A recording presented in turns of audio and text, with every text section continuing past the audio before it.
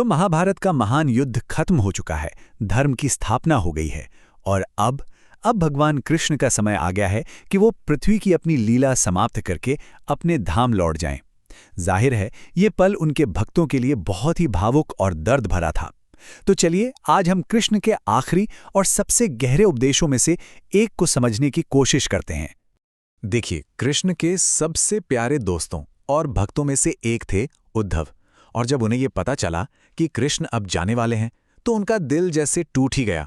उन्होंने कृष्ण से कहा, उनसे विनती की कि उन्हें भी अपने साथ ले चलें, क्योंकि उनके बिना ये दुनिया, ये जीवन एकदम सूना था, खाली था। उद्धव की इसी बेचैनी और व्याकुलता को देखकर भगवान कृष्ण ने एक आखिरी बहुत ही गहरा संवाद शुरू किया। भागवत पुराण के 11वें स्कंद में मिलने वाला यही दिव्य संवाद आज उद्धव गीता के नाम से जाना जाता है। आइए इस अद्भुत संवाद के सार को समझते हैं। कृष्ण की शुरुआत ही इस सवाल से होती है कि आखिर हमारे दुख की असली वजह क्या है, और वो उद्धव को समझाते हैं कि असली कारण ये दुनिया नहीं, बल्कि इस दुनिया से हमारा रिश्ता है। हमारी सारी पीड़ा, सारी तकलीफें सिर्फ एक ही जड़ से निकलती हैं, और वो है हमारी आसक्ति। तो ये आसक्ति है क्या आखिर? सीधे शब्दों में कहें तो ये वो इमोशनल गोंद है जो हमें उन चीज़ों से चिपका देती है जो परमानेंट हैं ही नहीं। जब हम किसी भी चीज़ को, चाहे वो कोई इंसान हो, कोई वस्तु हो या कोई विचार हो, उसे मेरा मानकर पकड़ लेते हैं तो हम खुद को दुख के लिए तैयार कर लेते हैं। क्यों? क्योंकि दुनिया में हर चीज़ बदलती है। यहाँ एक बहुत ज़रूरी फ़र्क दिखाया गया है। एक तरफ वो चीज़ें हैं जिनके पीछे हम भागते रहते हैं, हमारा शरीर, पैसा, नाम, शोहरत, ये सब अस्थायी हैं, एक दिन ख़त्म हो जाएंगी। लेकिन कृष्ण के मुताबिक दूसरी तरफ वो एक चीज़ है जो हमेशा रहती है, जो शाश्वत है, और वो है हमारी आत्मा। और बस यहीं पर कृष्ण के उपदेश का सबसे बड़ा, सबसे ज़रूरी पॉइंट आता है। उन्होंने एक बुनियादी सच बताया, हमारी असली पहचान ये शरीर नहीं है जो आता जाता रहता है। हमारी असली पहचान हमारी शाश्वत, कभी न खत्म होने वाली आत्मा है। सोचिए, जब तक कोई खुद को सिर्फ ये शरीर मानता है, तब तक डर, असुरक्षा, दुख ये सब बना रहता है।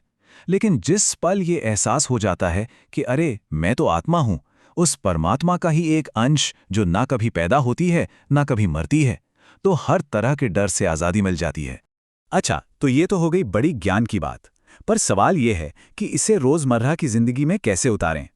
तो कृष्ण इसका भी एक बहुत ही प्रैक्टिकल, एक सरल रास्ता बताते हैं। आइए समझते हैं कि वो रास्ता क्या है। कृष्ण ने बताया कि प्रकृति में 3 तरह की एनर्जी या गुण होते हैं, सत्व, रज और तम, और यही तीनों हमारे हर काम और सोच पर असर डालते हैं। आध्यात्मिक साधना का मकसद सिर्फ अच्छे गुण यानी सत्व तक पहुंचना नहीं है, बल्कि इन तीनों गुणों से ही पार चले जाना है, ताकि सच्चे आत्मज्ञान का अनुभव हो सके। तो उद्धव ने पूछा, प्रभु, इस कलयुग में जहां इतना कुछ चल रहा है, मुक्ति कैसे मिलेगी? और कृष्ण का जवाब बड़ा कमाल का था। उन्होंने कहा, कलयुग में सबसे सीधा और असरदार रास्ता है भक्ति। ये मुश्किल यज्ञों या कठोर तपस्या से कहीं ज्यादा आसान और सुलभ है। और ये भक्ति का रास्ता कोई मुश्किल चीज नहीं है, बस 3 आसान से कदम हैं। पहला, पूरे दिल से प्रेम से भगवान का नाम लेना। दूसरा, हर जीव में, हर इंसान में उसी ईश्वर को देखना। और तीसरा, सबके साथ प्यार और दया से पेश आना। बस ये सिर्फ पूजा नहीं, बल्कि जीने का एक तरीका बन जाता है। उद्धव गीता का एक और बहुत ही प्यारा हिस्सा है, जहां कृष्ण कहते हैं कि सीखने के लिए कहीं दूर जाने की जरूरत नहीं है। ये पूरी कायनात, ये पूरा यूनिवर्स ही हमारा टीचर बन सकता है, बस देखने वाली नजर चाहिए। जैसे पृथ्वी को देखिए, वो बिना किसी शिकायत के सब कुछ सहती है, हमें धैर्य और सहनशीलता सिखाती है। या फिर हवा को महसूस कीजिए, कहीं भी जाती है पर किसी से चिपकती नहीं, किसी से जुड़ती नहीं। ये हमें अनासक्ति यानी डिटैचमेंट सिखाती है। और पानी, जिसका स्वभाव ही है साफ करना और साफ रहना, वो हमें पवित्रता सिखाता है। मतलब ज्ञान तो चारों तरफ बिखरा पड़ा है। बातचीत जैसे जैसे आगे बढ़ी, कृष्ण असली और हमेशा रहने वाली शांति के सबसे बड़े राज पर आए। ये वो ज्ञान था जो उद्धव की पूरी जिंदगी बदलने वाला था। और वो आखिरी रहस्य यही था कि असली शांति बाहर की दुनिया में ढूंढना बेकार है। क्यों? क्योंकि बाहर की दुनिया तो खुद ही बदल रही है हर पल। सच्ची, परमानेंट शांति तो सिर्फ और सिर्फ अंदर ही मिल सकती है, जहां आत्मा परमात्मा से मिलती है। और जब ये संवाद पूरा हुआ ना, तो उद्धव वो उद्धव रहे ही नहीं। उनका सारा दुख, सारी बेचैनी खत्म हो चुकी थी। उनकी जगह एक गहरी शांति और समझ ने ले ली थी। वो समझ गए थे कि कृष्ण का शरीर भले ही जा रहा हो, पर उनका ज्ञान, उनका प्रेम, वो तो हमेशा हमेशा के लिए उनके साथ हैं।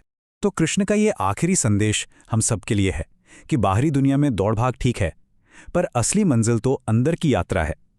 असली खुशी अपने आप को पहचानने में है। और यही सवाल आज भी उतना ही जरूरी है। क्या हम अपनी इस अंदर की यात्रा के लिए तैयार हैं?